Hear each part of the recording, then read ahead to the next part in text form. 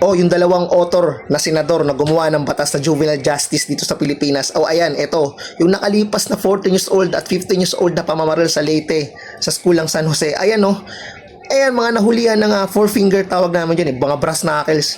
Grabe yung brass knuckles nila, may talagang patusok pag ito, talagang tapos yung buhay mo boy. Isang AL student yan. At ito pa, hindi pa nakontento, grade 10 sa makaibang eskwelahan to ha. Dalawang grade 10 student, ayun mga isang patalim at isang baril. Grabe nahulihan sila, nakikita nyo mga patalim tsaka baril para doon sa protection nila. Sabi diyan sa news, legit, grabe nakakatakot na. Kawawa yung mga inosenteng kabataan na nag-aaral at may pangarap sa buhay. Tapos tatapusin ka lang ng isang ganito, di ba? Kailan magigising o aamendahan yung batas na to? Hindi sapat si Senator Robin Padilla lang ang aalma sa batas na yan. 'Di ba? Kumbaga, hindi basta-basta yan eh. Ang iba kasing tao, sisi sa presidente. 'Di ba? Kasi ang batas, pag nagpatupad ka, inuulit ko sa dinakala, mag-research kayo, dapat majority. Kumbaga 20 ang bumoto sa pabor, at syempre kung dalawa lang hindi, pas panalo yung 20. Ganun dapat para mapirmahan ng presidente na nagwagi na pag-usapan nila, kumbaga na-amendahan yan na tanggalin yung batas na yan. Parang sa K-12 gustong tanggalin, di ba? Hindi pa parang nagkasundo, walang sumang-ayon, kaya ang K-12 hanggang ngayon nandito pa rin, di ba? Yung 14 years old accepted sa pamamaril hindi siya kasali sa criminal liability, kumbaga accepted siya makakasuhan, pero siya yung may pinakamaraming pinutok, 33 plus, hindi ako eksakto pero yun ang sa balita, 33 plus, tapos yung 15 years old, isang putok lang ang ginawa. Grabe katindi, parang talaga yung 14 years old yung dahil nga may tita siyang pulis at lagi sinasama sa fire shooting.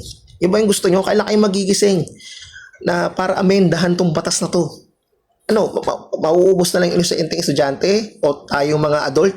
Pwede tayong tirahin ng mga minor de edad Paano na? Wala kang laban. Kawawa yung pamilya, yung mga biktima. At dinala na nga sila sa Regional Rehabilitation Center for Youth sa Gingoog City, Misamis. Yung 14 years old at 15 years old. Pero makakasuhan pa ng frustrated murder yung yung 15 years old. So pasok pala yung 14 below, yan yung isa 14 hindi. Accepted nga siya sa criminal liability. So paano Pilipinas sistema?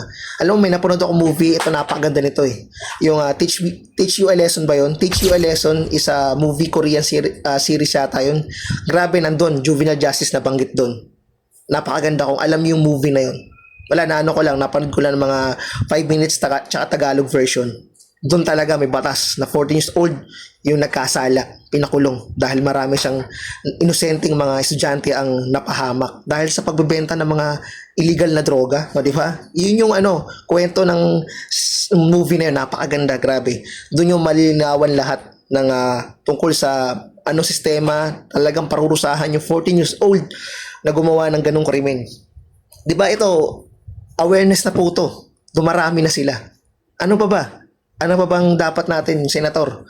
Yung author nito, yung author ng batas nito, dapat sumang-ayon na kay baguhin. Dapat yung mga nandyan nakaupo, yung panawagan na ibaba pa sa 15. Diba? Kasi kung hindi, kawawa tayong mamamayan. Kawawa, kami nagbabayad tayo ng tax. Diba? Tapos walang mga parang balik na maganda. Hindi na kasi bata yan Itatrato pa ba natin bata? Tapos sisisihin nyo pa yung mga video game ng mga violence. Kami may Counter-Strike dati. Violento yun di ba? Pero regarding dyan, tatalakayin natin yung mga video game na violente, kung ano ba ang kinahinatnan, ano ba yan? Depende kasi yan Kumbaga, kami nung panahon namin, tama't mali, alam namin May takot kami sa teacher, may takot kami sa magulang. Ganun kami noon. Ngayon, wala na. Delikado na mga kabataan ngayon. Kaya sinasabi ni Rizal, nakabataan ng pag-asa ng bayan. Think about it. Totoo pa ba yun? Peace out.